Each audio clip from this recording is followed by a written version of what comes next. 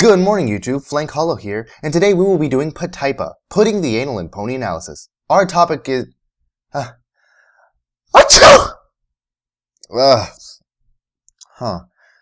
That was weird. As I was saying, our topic today will be about healthcare. Now, calm down, it's with ponies. It's not as terrifying as it is in real life. Or is it?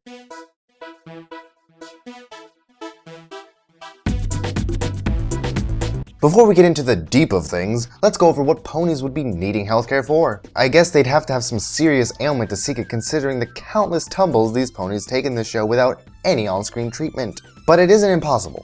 In Read It and Weep, Rainbow injured her wing and had to stay at a hospital for a while. Twilight at one point had a full body cast due to falling piano syndrome and feeling pinky keen. They had a medical tent ready for sufferers of food poisoning in Applebuck season. And don't even get me started on the zombie-esque horde in Leap of Faith. Then you come to a contradiction, as Rainbow has crashed into so many things, I'm starting to question her so-called attention to detail while flying. But even after all of her crashes, she seems pretty healthy. So it's a bit hard to determine the fine line between walk it off and seek help immediately. And while I think it's safe to say that some of the more cartoon slapstick accidents can be considered exaggerated, they should still be seeking help half the time. This leads to my first idea that they probably do seek health in between scenes, whether it be a simple bandaging or some actual minor healing spells. And that leads to another idea, that they must be using magic in their healing. In the world of MLP, they use magic for everything. I even have 2 whole videos about magic, so I think that they would be smart enough to use it for something as important as health.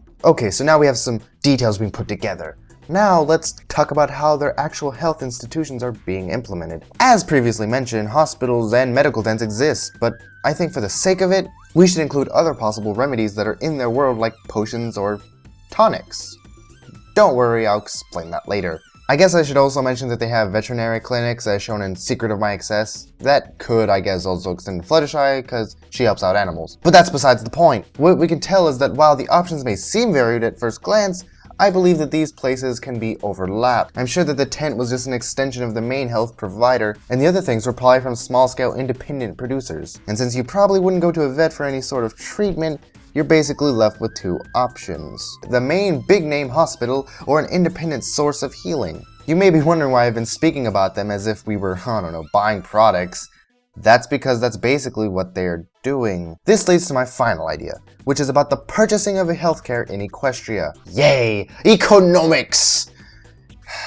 I'll try not to go super in depth, as I don't want to stretch this video out longer than it needs to be. I believe that there is a single big healthcare institution that has a monopoly of some sorts on healthcare.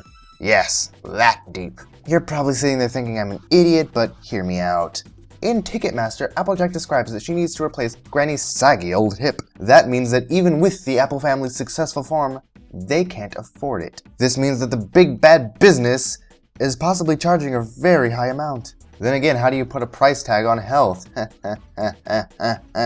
This could be why all those injured ponies were lining up for the chance to get healed for cheap. I told you we'd get back to this. A cure-all tonic? For what I'm assuming is less expensive than traditional healthcare. If that's as highly priced as I'm theorizing it is, then I'm sure there's good reason for the hype of this tonic. Ponies would be jumping at the chance to not pay a high amount of bits, which is why peddlers like Flem and Flam would love to take advantage of this. Which they did. And unfortunately, outsiders like Zecora aren't making enough potions to cure the rest of the world. So this means that the main hospital would be the main place where everyone would have to go, which would only be supporting their little dominance. Then this adds the question of how was Rainbow able to afford a hospital visit then? Well, it doesn't hurt to be friends with the student of a princess at the time. We know for a fact that she is willing to pull some strings, but then why couldn't they help Granny? Well, keep in mind that was only the 3rd episode, and there was a very noticeable difference in the way she acted then and the way she does now.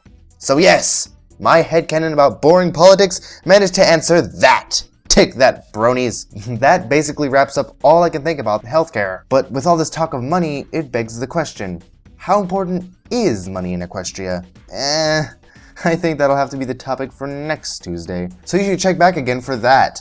Better yet, subscribe and catch all my videos. I've been thinking up all sorts of things in this noggin of mine, and I have just improved my video quality. Big things are in store, and I hope you'll be there to see it. I'm Flank Hollow, and remember, I put the anal into analysis. Through concentration, I can raise and lower my cholesterol at will. Why would you want to raise your cholesterol? So I can lower it.